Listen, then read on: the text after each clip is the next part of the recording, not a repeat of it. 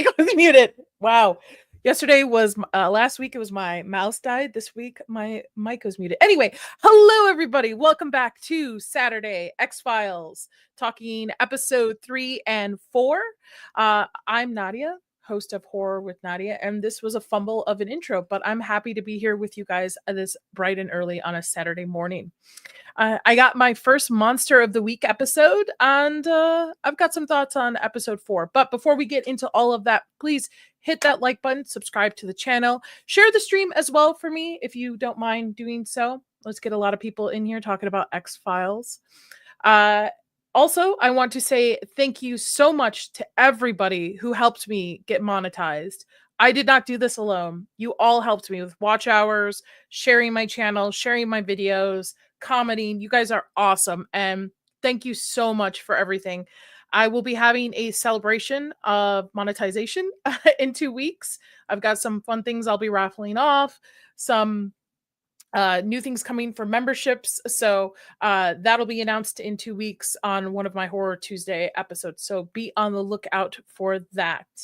Other than that, let's get into Saturday morning, shall we? Anthony was in the chat earlier. I know I'm on the same time as Erwin. It's okay. Erwin and I can share space. It's okay. My lofty brother and I. It's okay. Jacob, good morning. Yes, it is indeed liver time. My first Monster of the Week episode, guys. Really liked it. Anthony Mark, hello, sir. Good morning, Bear. I see you. When I did the episode Squeeze on my channel, it was 30 years after the episode aired. Wow!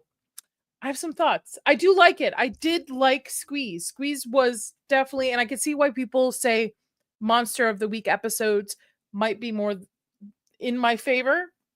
It definitely creeped me out. But we'll find out at the end of discussing the episode because I have my little alien tear stream. Oh, Anthony, thank you so much. Congratulations, Nadia. I'm so happy for you. Thank you. I wish I had a clip to play for you, but I don't have clips yet. I hired Bex to pull them for me, so we will get them. But thank you so much. Thank you guys. You guys are awesome. You guys are awesome. Like this, I was riding a very big high yesterday. Who needs drugs when you have friends and support and community like this? No one does. So, all right. Oh, also on YouTube, I see some of you are watching over on X. On YouTube, I do have a poll going on. What kind of X-File episodes do you like? Do you like the more conspiracy theory stuff? Do you like the more Monster of the Week? Do you like Mulder and Scully's very hot and heavy relationship that is just like seeding? I'm like, get a room already, guys. But we will see. DPO is my favorite episode. What is DPO? And hello, Big B. Oh, that's another thing. That reminds me. Thank you. I am watching this 2 episodes a week. I am not going ahead. I have not seen further seasons or episodes. So if everybody in the chat could be so kind as not to spoil anything about the series for me, please. I want to experience this as I go and have you guys along for the ride, right? Why not? Some of you probably haven't seen X-Files in a long time. Some of you, maybe you're like me, first time watch through on it. But I'm very excited to do this. So far, I'm really digging X-Files. I'm really digging it. And I'm really digging the special effects and makeup design for it. So everybody grab your coffee, your drinks, or as I have my little Diet Coke creamer mix thing. Sidebar. Swig just opened up in my area. And if anybody is from Utah knows, Swig is like the pop kind of chain because Mormons can't have alcohol or coffee, which is weird because there's caffeine in Coke. But they do like weird soda mixes and stuff, and I've been trying to do them at home. So, Jacob, thank you. You're awesome, Jacob. You're awesome. You actually one of the person that influenced me to do this with your streams on certain episodes, and thank you. You will be. I think you're on with me not next weekend because I will not have a show next week. But afterwards, I'll have to double check. I love the X-Files. Watched it back in the 90s with my pops. See, everybody's been chunky soda. Yes, Chris, I see you too. My dad does not like supernatural stuff, and I was raised primarily by my father. So I didn't get a lot of X-Files was not something he was into. Actually, I should ask him when I talk to him again. If it was just something, because he doesn't even like supernatural like movies. He won't watch like superhero. He doesn't like unrealistic stuff. Hi, Sketch. Sketch was with me yesterday on our Stranger Things panel when I found out my channel was monetized. So, hello, Sketch. Good morning. Good morning. Good morning. Okay. So, the episode we're going to be talking about is episode 3 and 4, and episode 3 is called Squeeze. Mulder and Scully search for a humanoid killer whose savage murder spree reoccurs every 30 years. Pretty cool episode. Very interesting. I really liked it. And again, I can see why people are like, Monster of the Week episodes are pretty cool. So, also, I updated my Hulu Plus so we don't have ads. So, no ads to play through. All right. So, this also, by the way, this episode opened up very interesting the way the camera works, because I can't play it, but the camera almost goes like a gray effect to it. Very 90s effect to it. So we follow this businessman, and I was like, where are we going with this? And this dude ends up getting murdered by a dude that comes out of his vent. Craziness. And I'm fast forwarding way too fast on this. Give me a second. Let me find it. Because, yeah. All right. This was fucking creepy. And I can swear because this is my channel. This was creepy. Because anybody ever hear the stories of the people who buy their houses? They move in and then they notice like stuff is disappearing, food out of the fridge, things have moved around. People automatically think like, oh, ghosts, right? Well, I guess not ghosts eating food out of the fridge, but oh, hold on. I think I have, yeah, that's better. Okay.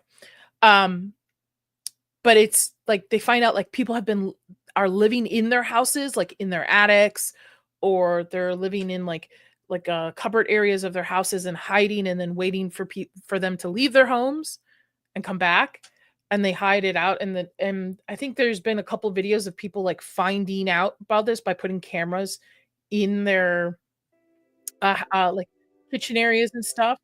So I was like, this reminds me of those type of stories, because I freak out about that stuff. I freak out about, like, vents and stuff.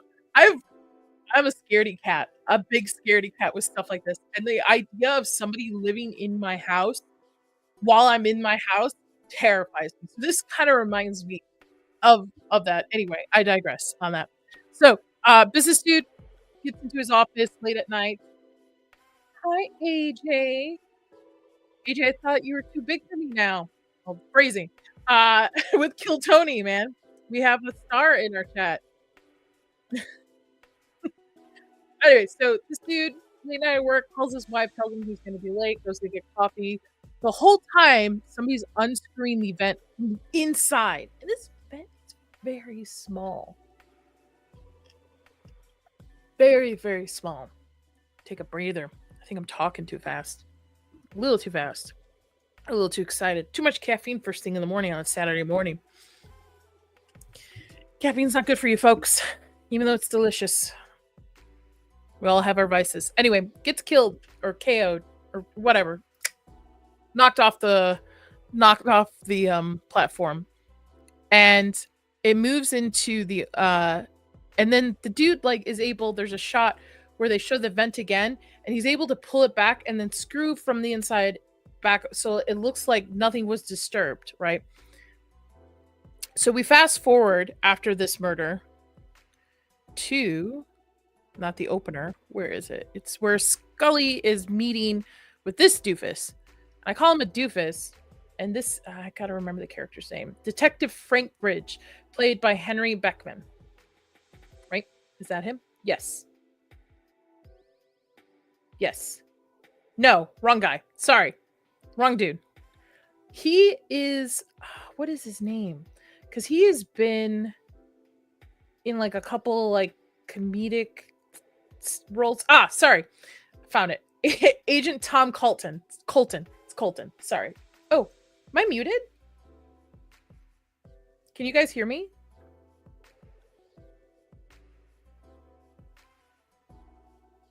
I don't think I'm muted. Maybe you have me muted, Charles. Am I muted? Oh no. Have I just been rambling at the screen and nobody can hear me? Somebody in the chat? Okay. Anthony hears me. So Charles. Okay. So Charles, I think you have me muted. Maybe. Okay. Anyway. Donald Logue, where I think I've seen him in Blade, Zodiac, but he was also on a sitcom, I believe. Okay, perfect. Now you can hear my beautiful voice. Good morning, Charles. Welcome. He was in a sitcom I grew up watching. I can't remember what it was called. I don't want to go looking for it because if I do, we're going to be doing deep dives into this. So Colton and Scully are meeting over. They went to school together through the academy, I believe.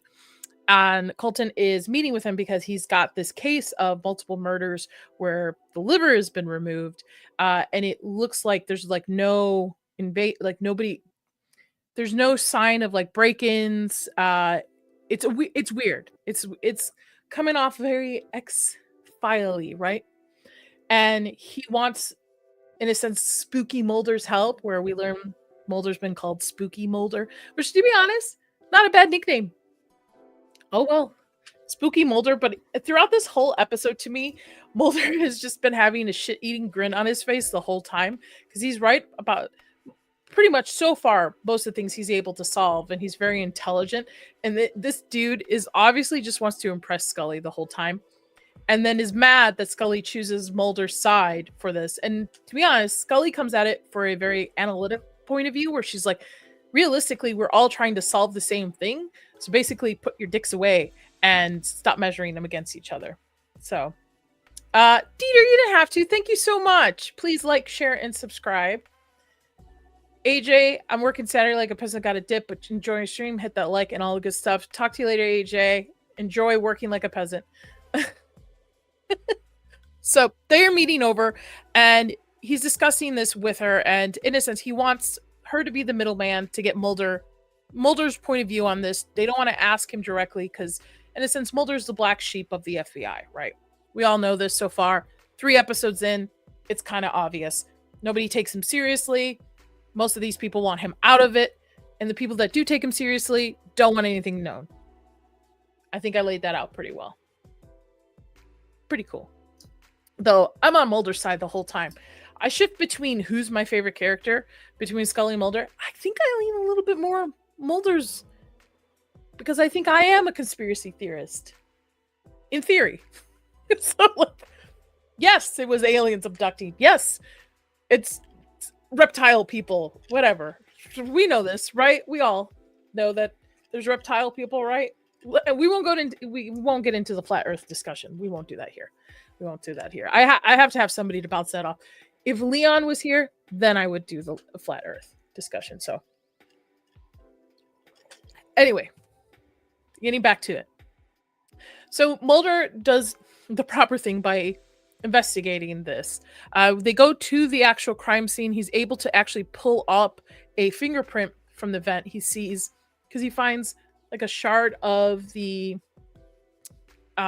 vent or the nail or whatever. Something leads him to look into this and finds this big fingerprint on the vent.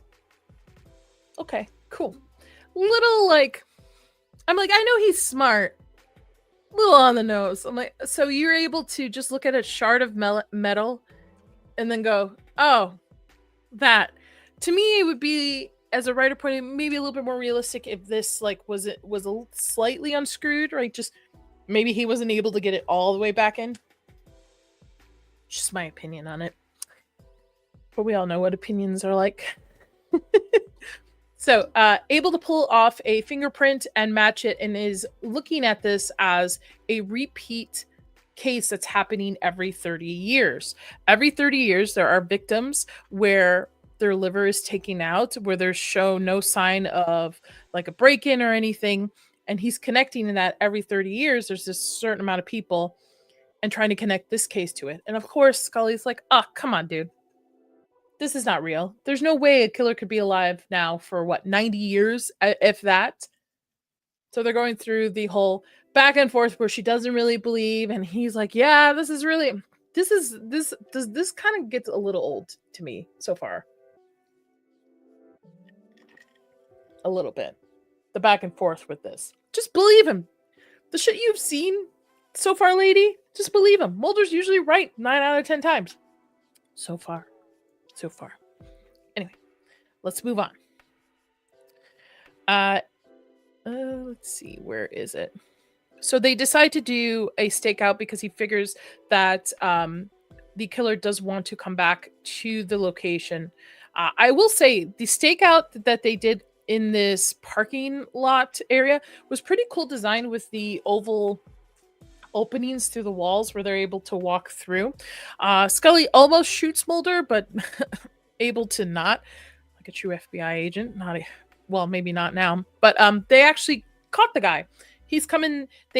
Mulder hears him through the vents and sees it moving, and they're able to actually catch this dude.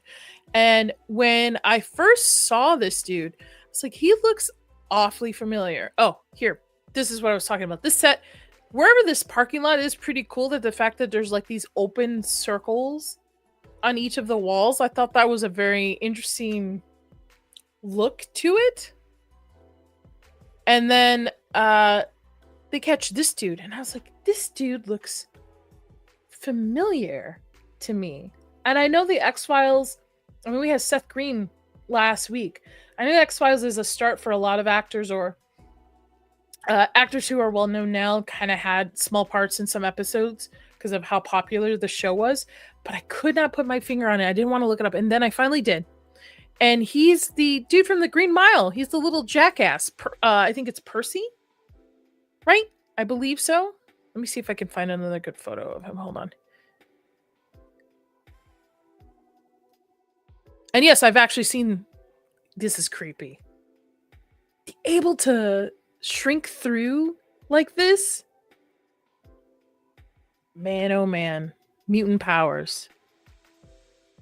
This kid is creepy. But anyway, this is same actor, I believe, from the Green Mile. He's playing in a lot of roles, but that's what I memorable from him. Was a little shit in that. So they're able to catch this dude. Doesn't say much, by the way. Doesn't say a lot. And give me 1 second, folks. Appreciate your patience on this. Where'd it go? Okay. Eugene Victor Toombs is the character's name. Very creative. Eugene Victor Toombs. Okay. All right. So they're able to capture him.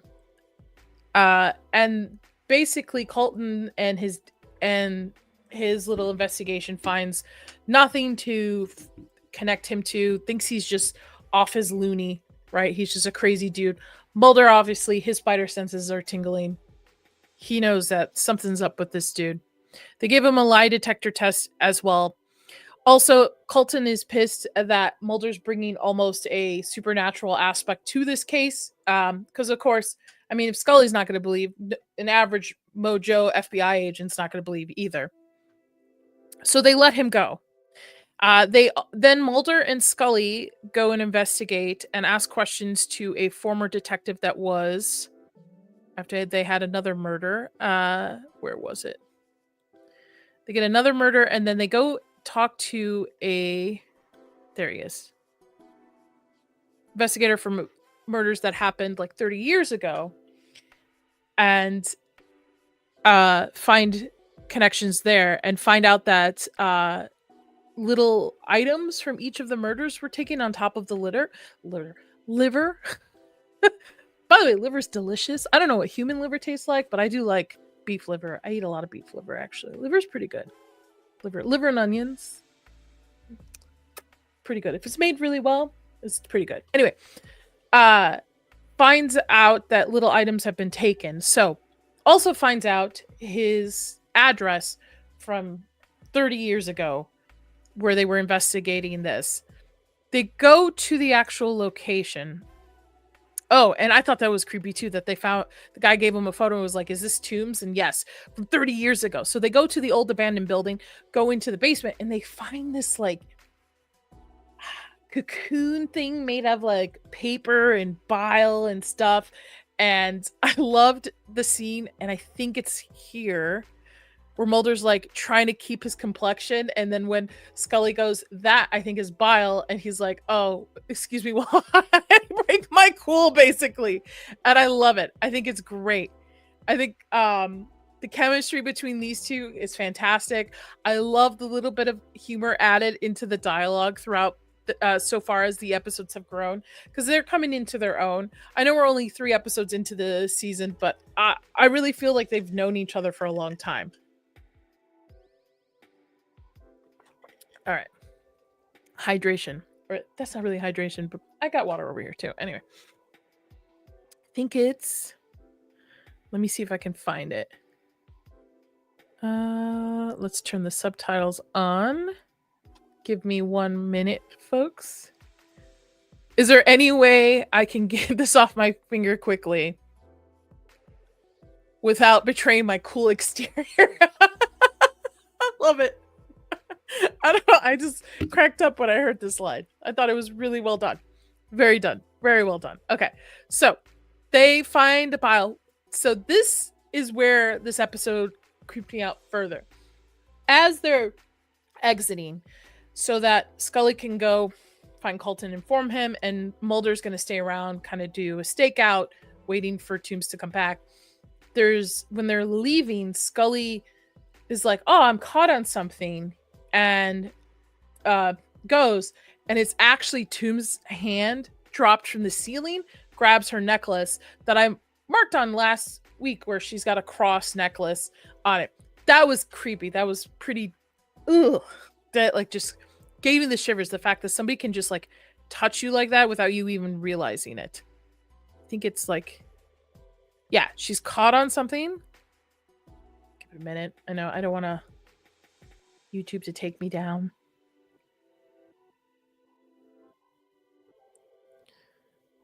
Give it there it is. The creepy contacts are pretty well done for the 90s. How much was, hold on, I have to look this up. How much was the budget for season 1 of X-Files? Pilot episode was $2 million. So probably 1.5 million per episode for season 1 through 5. Interesting. That's pretty interesting. I could see that. Oh, the context is just, it creeps me out. The CGI is not too bad when the guy extends his arm when he's trying to get into small spaces. It's not terrible. It does. I mean, you could obviously tell it's early on CGI, but it's not awful. But Mulder stakes it out. Unarmed, and they all still think they're crazy. Like, there's no way that the guy that we let go is the guy that murdered this. You guys are all crazy. He's not like some supernatural individual. Well, this dude got his eyes on Scully. And when she gets home, runs her bath and stuff, gets a call from Mulder realizing that this guy is after her. Like, she notices like dripping coming from the ceiling, and it's the same bile as before. Morning, Zax. It is morning with Natia. It is X-Files morning with Natia. AJ already left. He dipped out. He had to go work like a peasant, as he said. So she's able to put 2 and 2 together pretty fast. Very smart. Very smart. Very smart. And able to get Toombs arrested as he's coming into her house. So they're able to solve this. Not really solve it, but which I thought was interesting, that they arrested him and still put him in a almost like a psychiatric hospital, where he's starting to build his own new like cocoon thing in the corner. Kid is creepy. So creepy. So this is my first monster of the week, guys. Pretty short and sweet episode. I really liked it. COG's on AJ's channel tonight. What are the odds he falls asleep? He falls asleep, and even though he wakes up still gonna be late, and we'll never catch up with the chats either. I think for all of those, it's 100% chance for all three. Falls asleep, wakes up too late, still starts to channel late, and doesn't keep up with the chats. 100%. Okay. So that is my first X-Files Monster of the Week episode. Squeeze, which was very cool. I'm excited to see more Monster of the Week episodes. I'm also intrigued to see, and if anybody's in the chat, you can spoil this for me. Do monsters come back? Do certain monster characters kind of come back into play later on? Like they'll have their Monster of the Week episode and then it'll come back in a later season or episode. Is that guy named Toombs? Yep, Toombs. Eugene Toombs. Also the guy who plays Percy in Green Mile. That little shit. So, all in all, I think a fun and intriguing episode. Let me see if I have what I was looking for. A few do come back. I was thinking that. I was like, if there are very prominent monsters, I would think that some of them would eventually do come back. Or especially if they're popular monsters, they will come back.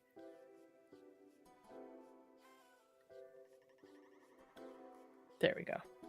The liver eater. Yeah. Liver's good for you, though. Liver is good for you. Okay, let me get the next episode up for... Get prepared for this.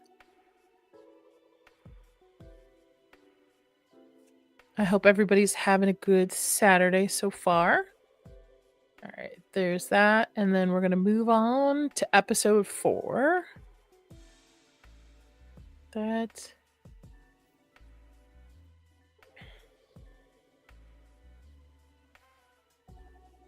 Interesting. I dig the liver eater. Creepiness is pretty good. Okay. All right. So, got that queued up. Okay, perfect. All right. So, Squeeze. What do I rate it out of creepiness? Let's find out.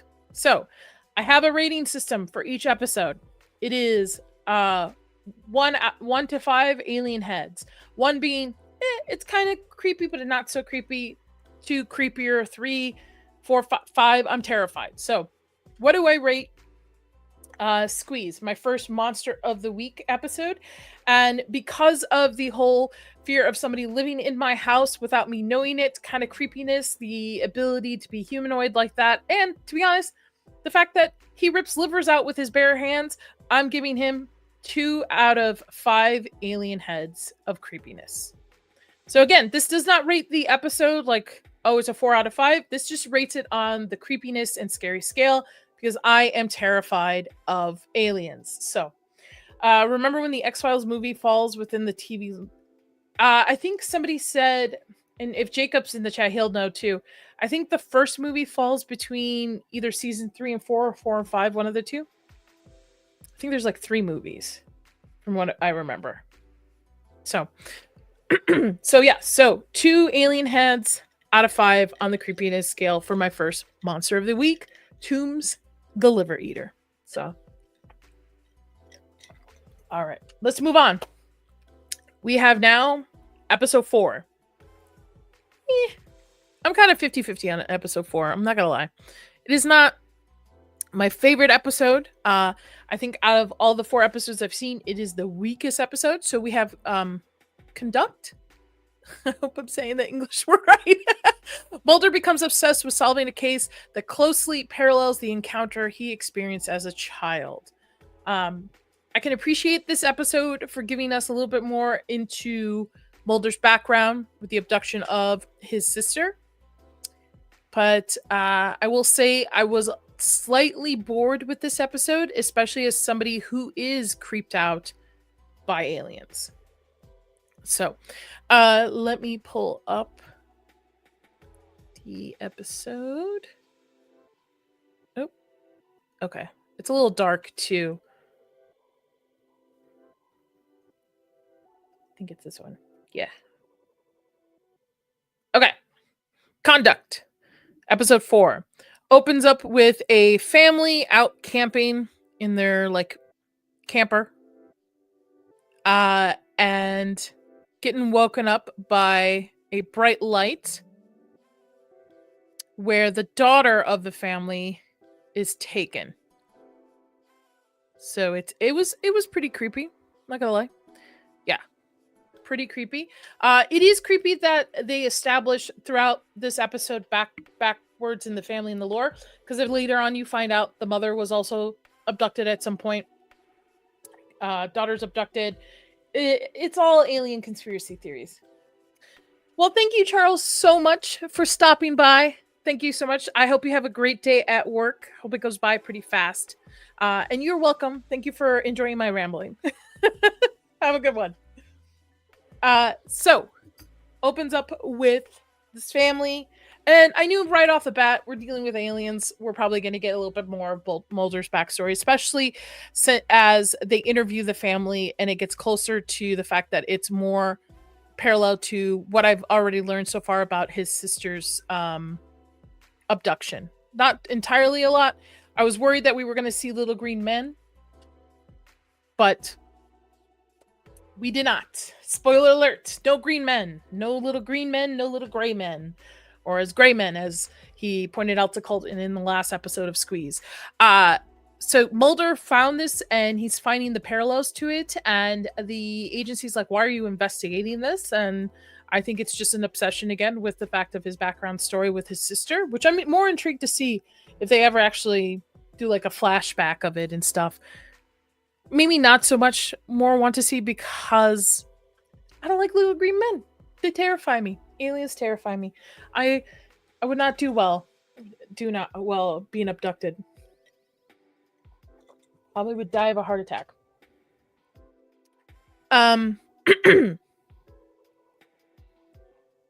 So they decide to go interview. So there's 4 sightings of this in that area. Again, they trace it back that the mother was abducted at some point as well.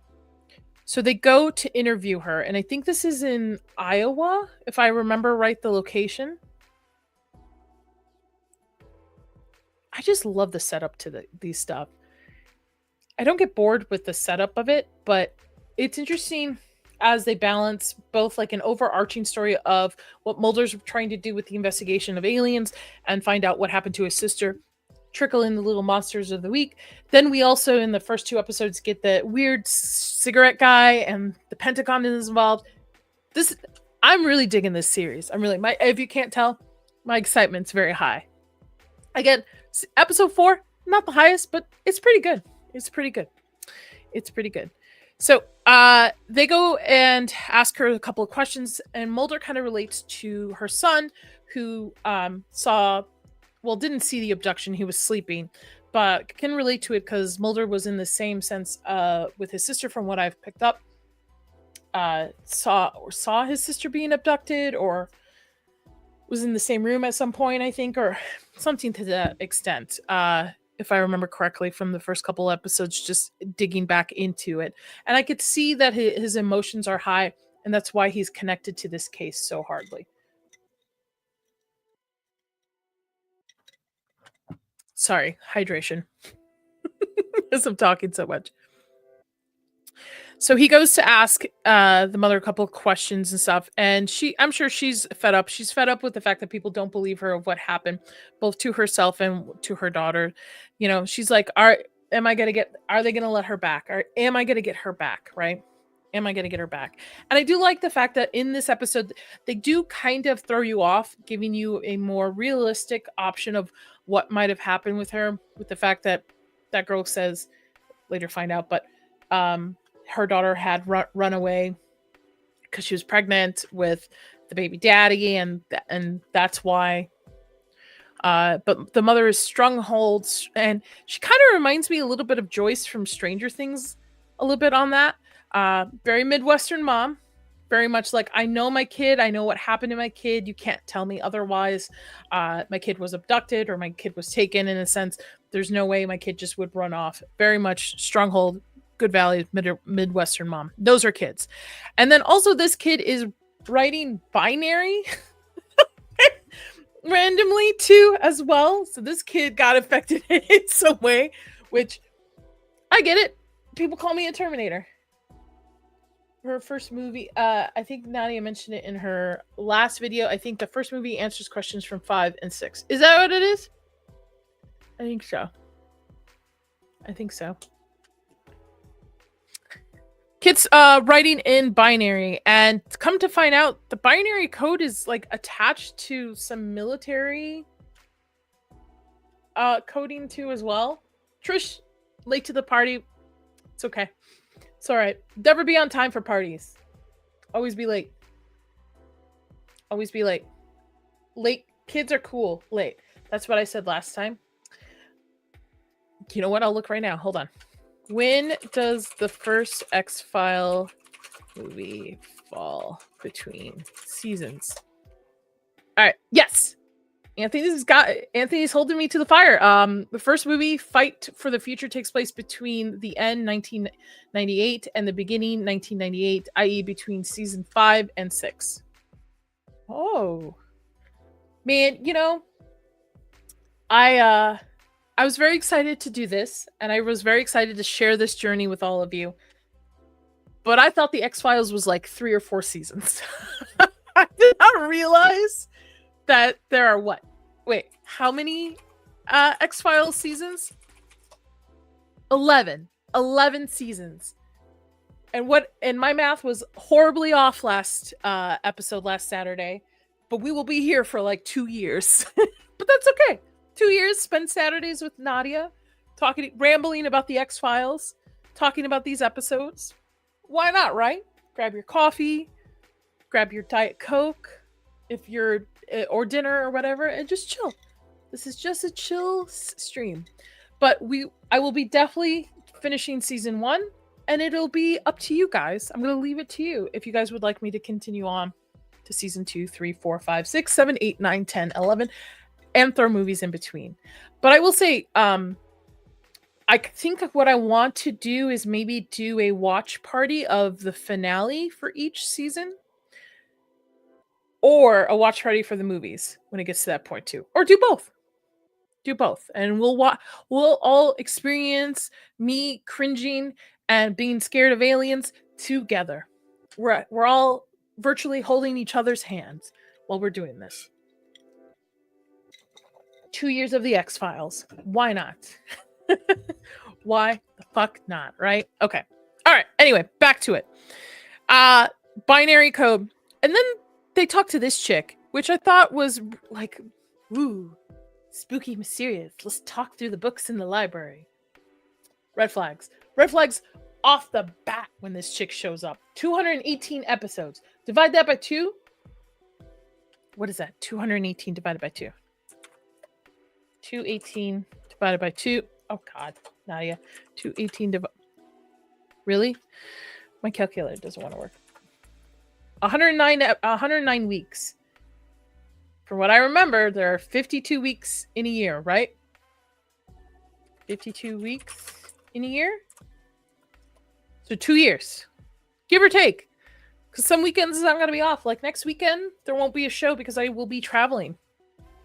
It's okay. Do up to 4. We got to see your reaction to the episode that was so controversial. They aired it only once. What? All right. Bet. At least up to, is that what the kids now say nowadays? Bet? I think so. I think my younger sisters still say that. I think it's bet and, what was the other one? Read or something? Not read. Oh, now I got to look it up. Now my ADD brain is distracted. Hold on. I'm the oldest of 8, so I have very, very young sisters. Treated. Nadia, I'm gonna treat you. But I don't think that means like they're gonna buy me something. I don't want to be a party pooper, but how do you do that code? But how do you that code identifies as how do I know? First of all, Zax, maybe it's too early for you, but and I know my English is bad, but that was poorly written. That was really bad. That was really poorly written. Also, I'm very excited for episode 5 because I see the title of it. It's called The Jersey Devil, which I'm very intrigued at. But let's get back to conduct. Okay. So they meet this chick, completely red fags. God damn it, Nadia. Flags, not the other word. Not the English word for cigarette. And she tells them basically that the daughter ran off with baby daddy. She was pregnant, giving this whole story. But this chick gave me red flags right off the bat. There's no way this chick doesn't come into play, which we find out later. She was actually there during the abduction and murdered baby daddy because she's actually the one pregnant. Didn't like the fact that baby daddy was getting kind of close with the other chick. Revenge, death, whatever. Anyway. So they go to find the baby daddy and they go to his work, which is a bar. And what I love about this scene is when they're talking to the actual bartender. Let's see if I can find it. Where is it? His ear looks. Oh, yeah. Oh, I found it. Oh, it looks so gnarly. That looks so good. This is again, I love this because this is the special effects I grew up on and I grew up learning from and stuff. And I can see exactly how they did this, kind of. So this is probably a prosthetic piece made out of latex because back then silicone wasn't really as popular as it 1990. Yeah, no, this is latex. So it's a latex piece. And they tried to blend it. I could see with the neck, which actually works as a burn. The only thing I would say about it, and it's not showing so much on my stream, the coloring's a little off even for a healed burn for me. It's a little too dark in certain spots. It almost looks like they tried to continue to have that like charred skin look to it. Hey Rachel, happy Saturday. But so hold on. Let me show you guys something if I can find it. Holding.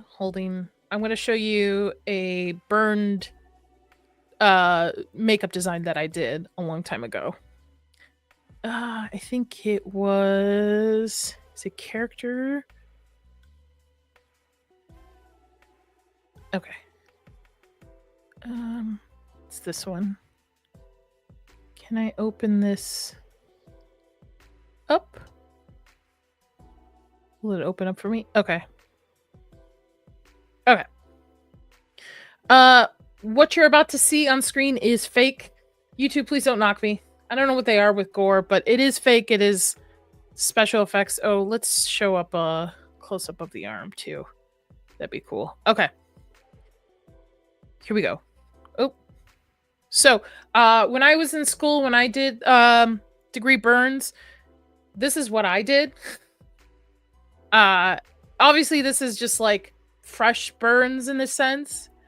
So you can see like the charcoal look around the skin a little bit because if you ever fried up like chicken skin, you know what I mean.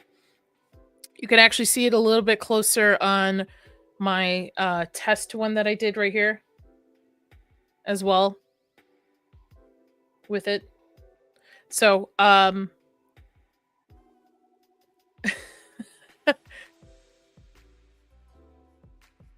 actually surprisingly did not take that long.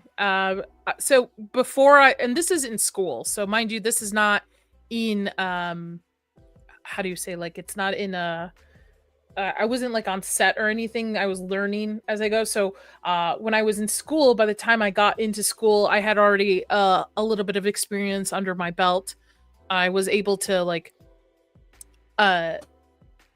take what I had learned from haunted houses in a sense and then fine tune it better. I learned a lot. In this school. A lot great teachers helped me kind of direct me the right way and stuff. But the cool thing was doing this effect, I already had an idea how to do like the ripped open skin, but it was just a coloring technique for it. So fresh burns similar to this will have like that charred dark look to them, right? Sure, this tab, I opened it up here. So you'll have that charred kind of around it and stuff, and the wetness of the skin underneath.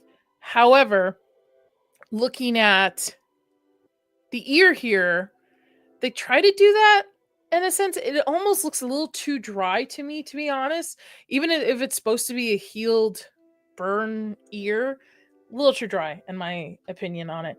Hi Rio. And it probably used a like oil paint palette that are very popular. Like that's, you see them at Spirit Halloween and stuff like that.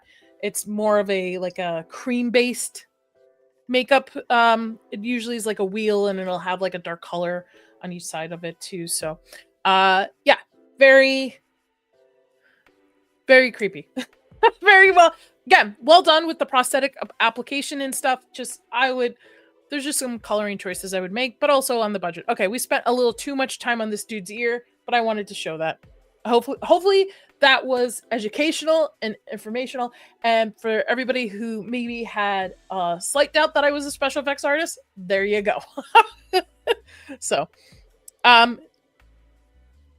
so they also get kind of pulled back because of the binary code, and I think it's called binary, Zax, is actually also a code for almost like a military missile or something to this. This code actually turns out to be a lot of things. It's like a piece of something, and it was like a piece of music, it's a piece of a movie, it's a piece of things. It's almost like what Mulder said, it's like switching through channels with this code.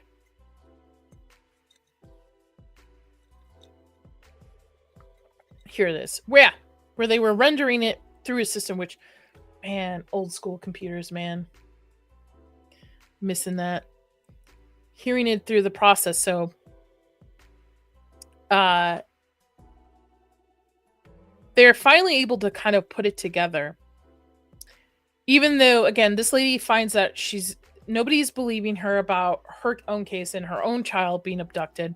Again, it's a very strong hold on the fact that her daughter did not run away and stuff. So finally, Mulder and Scully did the first thing they should have done in the first place, was go to the actual crime scene, right? Go to the actual abduction scene. Go investigate it. So they're able to go investigate it. And they actually find a grave there because they find a bunch of wild wolves, or these aren't coyotes, but they're kind of tiny in my opinion for wolves. Hold on, sorry for jumping through. There we go. No, I guess they are not. Maybe for up in that region of the area. Find a grave, and then eventually they find out in this grave, guess who's buried? Baby daddy. Guess what you find out eventually? That the chick that threw them off with the whole, oh, the daughter ran away with so-and-so, actually turns out this chick was the one pregnant by baby daddy. Baby daddy doesn't want to be with her. So she goes that night and murders him. She was there that night when the abduction happened. And basically talks herself into a corner and is caught red-handed on it. Says she's nowhere near the lake, but then I believe there's a line in the dialogues like, but how do you know you were there? How do you know she wasn't there? How do you know it didn't happen? I think it's right here. She wasn't even there that night.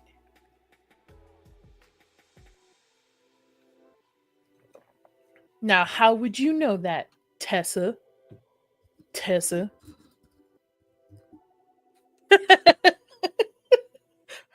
Too much. Tessa? How would you know that? What a skink. What a skink. I bet she would do more for HBO subscription than I would. I'm just saying. I think one of the clips I want to get for my channel is just the HBO. Psst, when the old school where it just like loads up. Anyway. All right. So, goes back, and to find out, they go back to talk to the mother and the son, and then I thought this was pretty cool when they printed it out and it turns out to be her face.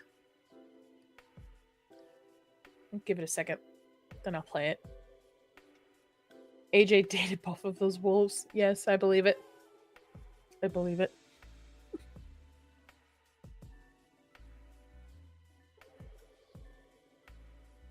Give it a second. I know when Disney will ding me for sure. Hold on. Remove.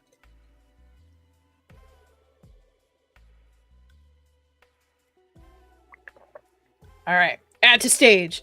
Dun dun dun. All these little codes and stuff. It's her. It's the daughter's face. Isn't that creepy? That's a lot of print. That's expensive to print out too, by the way. Well, he was hand drawing it, but that dinner must have been awkward. Aiden's not even here. Is this going to be an X-Files anti-AJ stream? It's not even here. He's just not even here. Not even here. All right.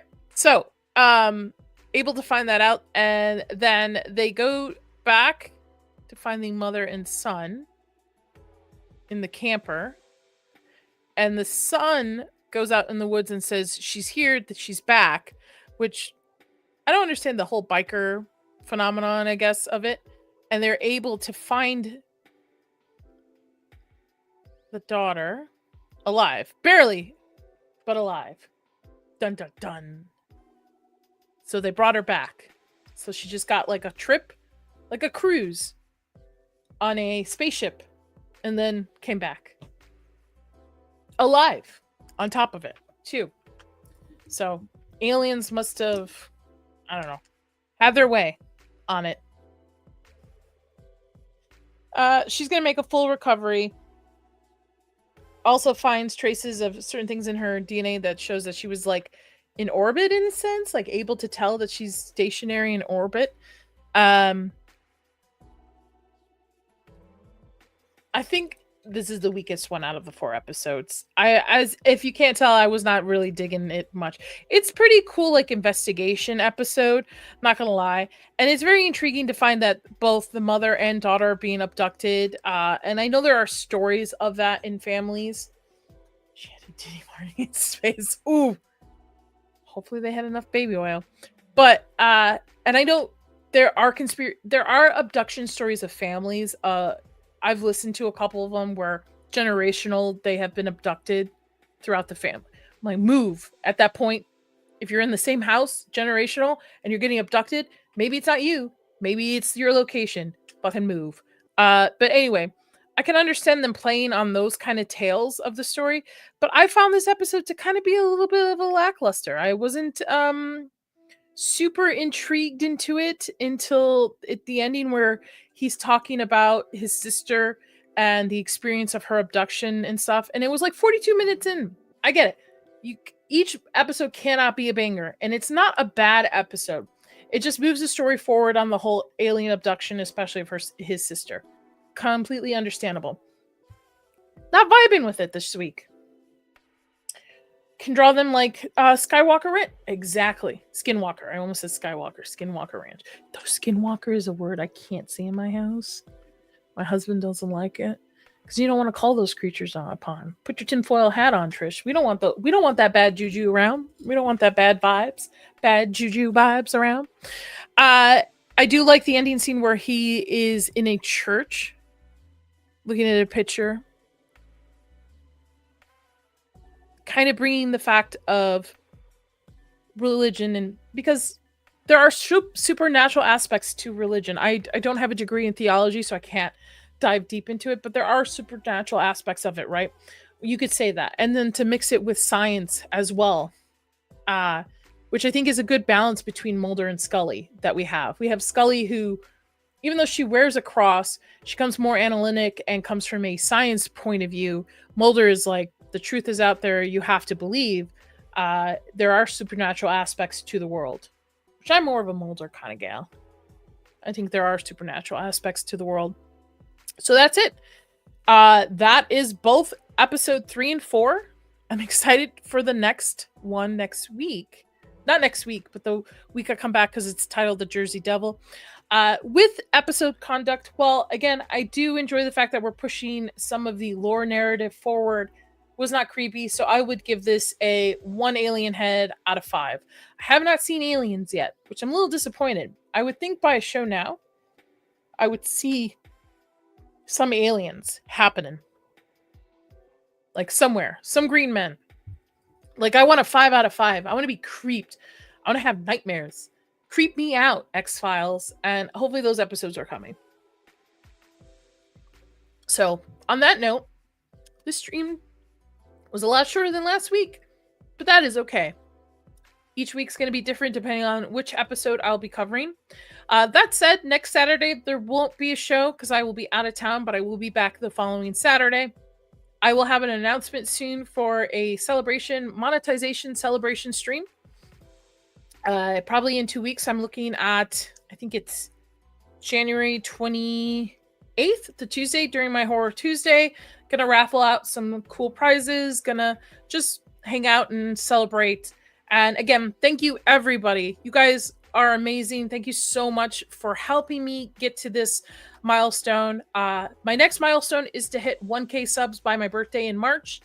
So I'm 300 subs roughly away from that. So please share my streams, share my videos, invite people. It's a good time. You know, I'm a little spazzy, but I'm laid back. Today, thank you so much to Anthony, Mark, and Dieter for super chatting me today. You guys are awesome. And until next time, y'all, I hope you believe the truth is out there, and stay spooky.